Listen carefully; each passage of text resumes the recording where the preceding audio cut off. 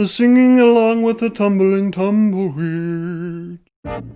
Greetings, Earthlings and Frag Commies. My name is Luke. I am Poe. Today we're talking about a fragrance that does not smell like Poe, nor will any fragrance. I mean, we can't say never. There could be a chance that one of these fragrances one day just smells like straight up Poe. Technologically, I don't know why that turned into George Bush. That's technologically. Technically, I'm a millennial, but technology-wise, I'm a boomer for sure. Apathy-wise, more of a Gen Xer. I'm just saying, I'm kind of a throwback. I'm kind of an old soul. While kids were listening to Soundgarden, Pearl Jam, and Nirvana, I was listening to Frank Sinatra, the Beach Boys, and the Beatles. And while other kids were into Teenage Mutant Ninja Turtles and Power Rangers and what other cartoons there were out there, shout out to Rugrats maybe, I was into John Wayne and Clint Eastwood and all those cowboy shows and Bonanza and Gunsmoke. And I really have that to thank to my Grandpa Dale, who was my hero. And I kind of grew up with him showing me those shows and movies. And so I really kind of loved that immersion into that bravado, machismo, cowboy world, which of course was very different than the actual Wild West, but it definitely took over American culture for a time. Today, we're talking about Cowboy Grass by D.S. and Durga. This is a vetiver-based fragrance, first things first, but it's also kind of going in a unique direction. There's two different kinds of sage in here. There's also some hay notes. There's some rosewood. There's some thyme. There's also some basil. It is a very green herbal scent. The other thing you need to know about this fragrance is it's very dry. This is not going to have very much sweetness or fruitiness in it whatsoever. There is a bit of citrus and bergamot at the very top, but that goes quickly to more of these grasses and the vetivers and the sages. When it first opens up, you're going to get that bright bergamot combination with the vetiver. And it's going to slightly sweet, slightly fruity, but then it's almost going to evaporate as soon as you smell that. And then it's going to give way to more of the hay and the grass. But this isn't at all like a grassy opening that's people refer to in Creed Green Irish Tweed. This is going a totally different direction. And really those herbal notes or those green notes are going to be the stars of the show. It's pretty linear until the far dry down, and we'll get to that in a second. But really it's going to be that grassy note, the vetiver, the thyme, the sagebrush, the basil.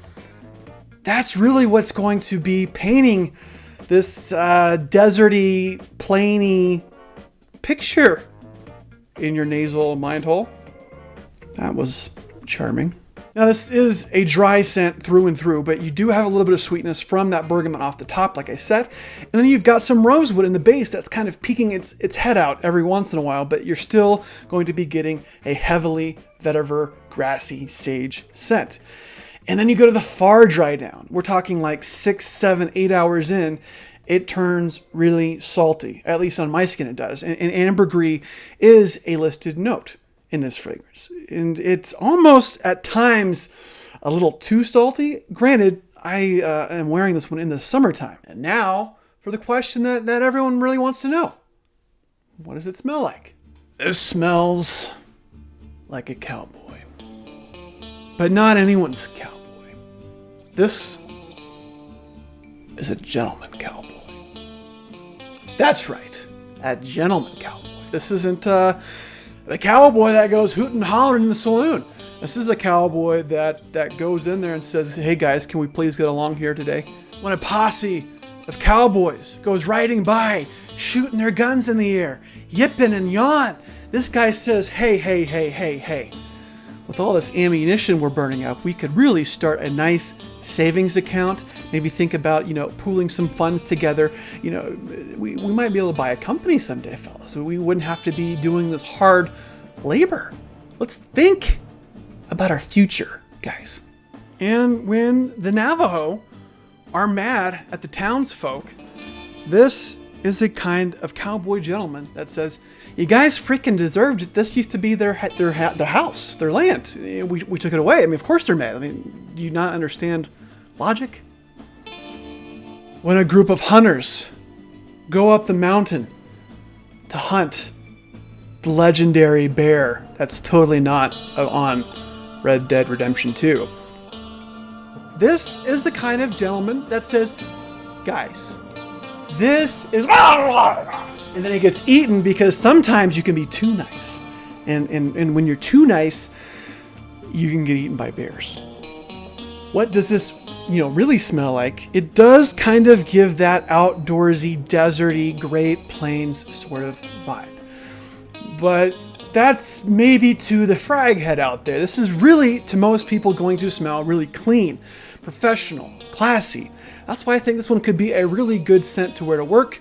It is going to sit closer to the skin, so you're not going to have to worry about, maybe going light on the trigger. This is a fragrance that I think is going to be pretty pleasant and not too challenging for you to wear, but also maybe not too repulsive for your coworkers to sniff on you. Inadvertently, if your coworkers are sniffing you advertently or purposefully, there could be something there. Pros, why you should go ahead and buy this scent. I think if you do like the drier, vetiver-based fragrances, I think this is going to be right up your alley. If you like such fragrances as, a Guerlain vetiver or a Hermes Terre de Hermes, this is going to be kind of within that world. Longevity is very nice.